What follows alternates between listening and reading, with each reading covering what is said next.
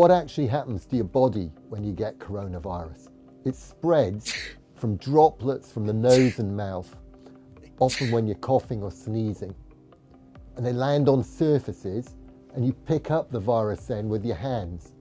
And if you touch your nose, eyes or mouth, that's how you become infected. You can also pick it up by touching other people or by shaking hands and then touching your nose, face or mouth.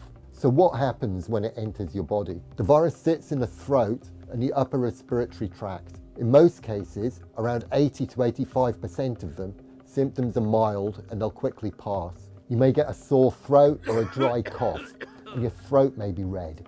As your immune system kicks in and you start to fight the invading virus, you may also get a temperature. Your body temperature increases as it tries to create a hostile environment for the virus.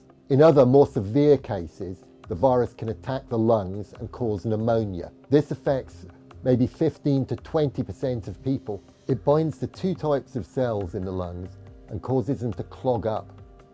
Goblet cells that produce mucus and cilia cells which have hairs on them and normally prevent your lungs from filling up with debris and fluid. Generally, most people recover from pneumonia, which can take up to 10 days to peak. In the most critical cases though, coronavirus can be fatal, particularly for the elderly and those with other health conditions. In very rare cases, your immune system can go into overdrive. It produces a flood of white blood cells which activate chemicals and can leak into the lungs. This, combined with the virus's attack on the lungs, damages the cells even further and can make it harder and harder to breathe. The heightened immune response can also result in organ failure and death.